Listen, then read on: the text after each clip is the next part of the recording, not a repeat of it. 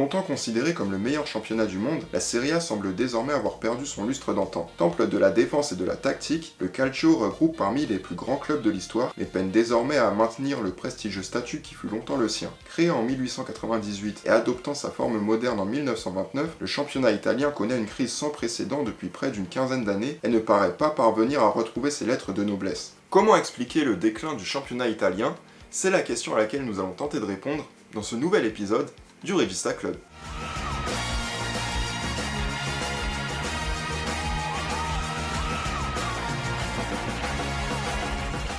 Salut à toutes et à tous, c'est Yanis et bienvenue pour ce nouveau numéro du Regista Club, le programme qui vous propose une vision globale du football. Quand on parle de la Serie A, c'est souvent pour évoquer le déclin dont elle est victime. Mais pour qu'il y ait un déclin, il faut évidemment qu'il y ait un sommet. Et le sommet, la Serie A l'a connu pendant près d'une vingtaine d'années. Car des années 80 jusqu'au début des années 2000, la Serie A est considérée comme le meilleur championnat du monde. Les plus grands joueurs y évoluent et les meilleures équipes d'Europe sont italiennes. Si bien qu'entre 1983 et 1998, les trois quarts du temps, on a au moins une équipe italienne présente en finale de Ligue des Champions. On a un constat similaire avec la Coupe de l'UEFA, où entre 1989 et 1999, c'est pendant près d'une décennie qu'on a quasiment chaque fois une équipe italienne en finale. Cette domination arrive même à son paroxysme en 2003, où en Ligue des Champions, on a 3 équipes sur 4 qui sont italiennes en demi-finale, avec une finale 100% italienne opposant le Milan AC à la Juventus. Et si à cette époque les meilleures équipes d'Europe sont italiennes, c'est aussi parce que les plus grands joueurs de cette époque jouent en Italie. Dans les années 80, on a des joueurs comme Maradona, Platini, Van Basten qui évoluent en Serie A. Dans les années 90, on a des joueurs comme Zidane, Del Piero, Ronaldo. Et au début des années 2000, ce sont des joueurs comme Shevchenko, Nedved ou encore Nesta qui brillent sur les pelouses italiennes. Et ça, on le constate au palmarès des Ballons d'Or parce qu'entre 1983 et 1998, on a 13 joueurs qui évoluent en Serie A au moment de recevoir leur Ballon d'Or. Sans oublier les Ballons d'Or 2003 et 2004, respectivement attribués à Pavel Nedved et Andrei Shevchenko. Sauf que dès 2004, on a les premiers signes d'un déclin, avec les éliminations surprises des cadors italiens en Coupe d'Europe. Et en Ligue des Champions, on a la Juventus puis l'AC Milan qui se font éliminer par le Deportivo La Corogne. Dans les années 2000, au niveau européen, il n'y a que l'AC Milan qui garde une certaine stature, mais c'est un petit peu l'arbre qui cache la forêt. On a bien l'Inter qui réalise le triplé en 2010, mais c'est un succès qui reste très éphémère. Ce qui fait qu'on a affaire à un déclin des clubs italiens au niveau européen, mais on le constate également au sein même du championnat, où on a désormais un championnat qui manque clairement de compétitivité à partir de ces années-là. Entre 2007 et 2010, l'Inter remporte tous les Scudetti, et depuis 2012, c'est la Juventus qui fait face à un cruel manque d'adversité et qui remporte tous les championnats. Sauf que voilà, le déclin de ce championnat, il n'est pas arrivé par hasard, il y a forcément des causes à ça. Et la première, la plus évidente, c'est la cause économique, puisqu'au début des années 2000, on constate qu'il y a beaucoup de clubs italiens qui font faillite. En 2001, la Lazio est contrainte à de grosses difficultés financières et est obligée de vendre ses meilleurs joueurs. En 2003, on a aussi le club de Parme, dont le propriétaire, qui est également propriétaire de la société Parmalat, qui fait faillite. Et un an auparavant, c'est la Fiorentina qui est reléguée en 4e division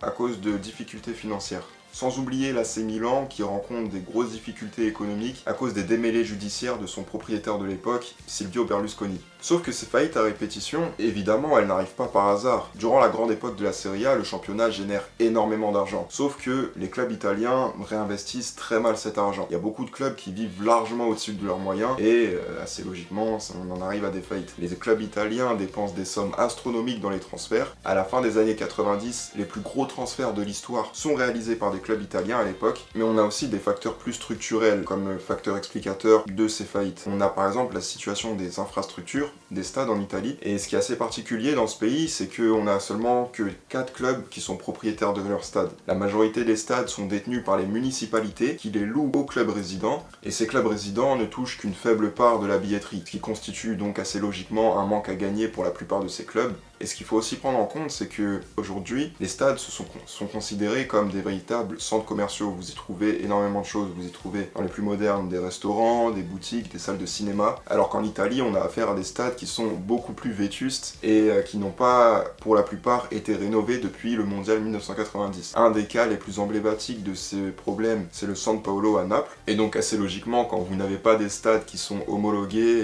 ou qui correspondent aux critères modernes, assez logiquement, ça crée des pertes de revenus. Et le seul club qui s'est adapté à ce modèle, c'est la Juventus avec son Juventus Stadium. Et à côté de ça, on a des facteurs plus conjoncturels comme la crise économique de 2008 qui a beaucoup affecté les pays d'Europe du Sud. Et ce qui a fait également beaucoup de mal au club italien, c'est le fair play financier. Pour rappel, en fait, le fair play financier, c'est une règle qui a été mise en place par l'UEFA et qui interdit aux clubs de dépenser plus que ce qu'ils ne gagnent, sous peine de sanctions. Et ce qui s'est passé pour les clubs italiens, c'est que ces derniers dépensaient généralement largement au-dessus de leurs moyens. Du coup, pour rentrer dans les clous, ils ont été obligés de vendre leurs meilleurs joueurs pour rééquilibrer les balances, sauf qu'ils ne disposent plus d'assez de liquidités pour les réinvestir cet argent dans de meilleurs joueurs. Donc forcément, vous jouez avec des moins bons joueurs, donc vos résultats baissent et vos revenus baissent également. Donc vous avez moins de revenus pour les réinvestir dans de nouveaux joueurs et ainsi de suite. Et en parallèle de ces raisons économiques, on a aussi des causes sociales et des scandales à répétition qui vont venir éclabousser le championnat italien dans les années 2000. Le plus connu, c'est bien évidemment l'affaire du Calciopoli qui éclate en 2006 et qui implique des gros clubs comme l'AC Milan ou la Juventus, et c'est une affaire de matchs truqués. Et dans les années 90, on a des histoires avec des suspicions de dopage avec des clubs comme Parme ou encore une fois la Juventus. Sans compter les affaires de racisme encore trop nombreuses dans les stades et que la fédération italienne ne traite pas de manière assez sérieuse pour éradiquer le problème. Du coup, lorsque vous avez un championnat où on a des matchs truqués, des cas de dopage et des affaires de racisme, assez logiquement ça va refroidir beaucoup d'investisseurs et beaucoup de joueurs qui vont pas forcément être très chauds pour aller jouer là-bas, et forcément les performances des clubs elles dégringolent. Du coup on pourrait se dire que oui, mais si le championnat n'attire plus les étrangers mais qu'il parvient à produire des joueurs locaux, ça permet au club de se maintenir. Le problème c'est qu'on n'est pas vraiment dans ce cas de figure, parce que la formation c'est clairement un aspect que la fédération italienne a complètement négligé pendant des années. Quand on regarde les performances des sélections de jeunes italiens, on voit qu'à part l'Euro Espoir en 2000, les sélections de jeunes italiens ne remportent plus rien. En plus, en Italie, on a affaire à une mentalité assez conservatrice au niveau des jeunes, puisqu'on ne fait pas beaucoup confiance aux jeunes joueurs, on les lance pas suffisamment dans le grand bain. Et à titre d'exemple, c'est que si on regarde parmi les 4 grands championnats, la Serie A est le championnat où on a le moins de joueurs issus de la formation. En 2018, on a seulement 7% des joueurs de Serie A qui sont issus de la formation. Si on prend la première ligue, on atteint quasiment le double. Et aussi en Italie, on a un cas un peu particulier qui est celui des copropriétés de joueurs. Le schéma classique, c'est que ces joueurs sont souvent possédés par un gros club et un petit club. Le gros club laisse ce joueur, tant qu'il est jeune, se développer au sein du petit club, et une fois qu'il arrive à maturité, il retourne dans le grand club. Sauf que ça, c'est en théorie, et que dans la pratique, on observe que en fait, la plupart du temps, ces jeunes joueurs, en fait, ils s'enlisent dans ces clubs de seconde zone, et ils n'arrivent jamais au club de haut de tableau. Ce qui fait qu'au lieu de se retrouver dans ce genre de situation, on a pas mal de joueurs assez prometteurs qui maintenant décident de partir à l'étranger. Et tous ces facteurs combinés qu'on vient de voir font qu'au milieu des années 2000, on assiste à un passage de témoin entre la Serie A et la Première Ligue qui s'affirme vraiment comme le meilleur championnat du monde. Ce déclin, on le constate également à l'indice UEFA, où l'Italie décline clairement et pointe désormais au 4e rang, derrière l'Angleterre, l'Espagne et l'Allemagne, mais toujours loin devant la France. Et assez logiquement, ce déclin du championnat, il a des répercussions au niveau de la sélection nationale, puisque assez traditionnellement, les joueurs italiens s'exportent peu.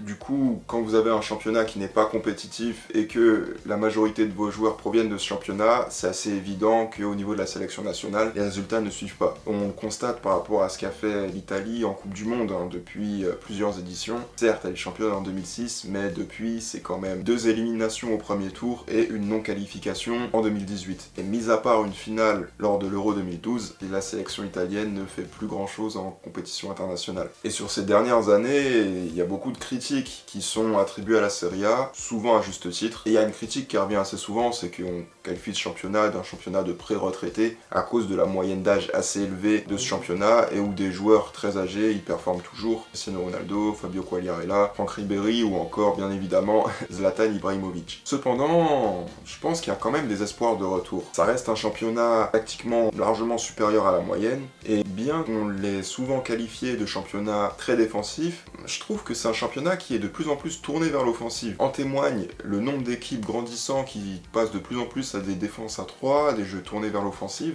à l'image de l'Atalanta de Gasperini ou du Sassuolo de De Zerbi. Concernant la formation, on voit que c'est un problème qui a quand même été pris en compte sur les dernières années, puisqu'on voit apparaître une génération de joueurs au profil plutôt intéressant, à l'image de Gigio Donnarumma, Federico Chiesa ou encore Sandro Tonali. De plus, on a aussi affaire à des cas de rachat des clubs historiques par des investisseurs étrangers, à l'image de l'AC Milan racheté par le fonds d'investissement américain Elliott, ou de son voisin interiste racheté par l'investisseur chinois Suning. Du coup, comme on l'a vu, le déclin du championnat italien s'explique par différents facteurs, mais c'est pas une situation qui est inéluctable, bien au contraire, et on a énormément de motifs d'espoir pour les années à venir. On le constate même cette saison, avec la renaissance de l'AC Milan, dans une moindre mesure de l'Inter qui occupe les premiers plans en Serie A, même si en Europe c'est un peu plus compliqué, et la Juventus qui n'a clairement pas dit son dernier mot, je pense. Et du coup, selon vous, est-ce que le championnat italien parviendra à renaître de ses cendres dans les années à venir? N'hésitez pas à nous partager vos réponses dans les commentaires. C'est déjà la fin de cette vidéo, merci à vous de l'avoir regardée, j'espère qu'elle vous aura plu. Si c'est le cas, n'hésitez pas à la liker, à la partager et à vous abonner en activant la cloche. On vous envoie beaucoup de vidéos dans les prochains jours, donc ne les manquez pas. N'hésitez pas non plus à nous suivre sur Instagram, le lien est dans la description. Nous, on se revoit dans quelques jours pour un nouvel épisode du Regista Club. Ciao!